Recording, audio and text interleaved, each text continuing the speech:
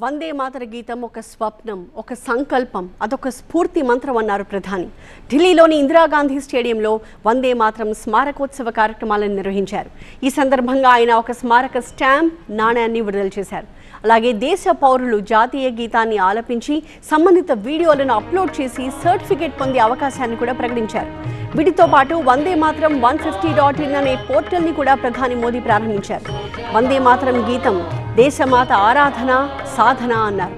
ప్రధాని మోదీ వందే మాతర గీతం గొప్పదనాన్ని వివరిస్తూ ఒకే లయ, స్వరం, భావంతో గీతాలాపన హృదయాన్ని స్పందింపజేస్తుంది అని, ఈ స్మారకోత్సవాలు దేశ ప్రజలకు ప్రేరణనిస్తాయని అన్నారు.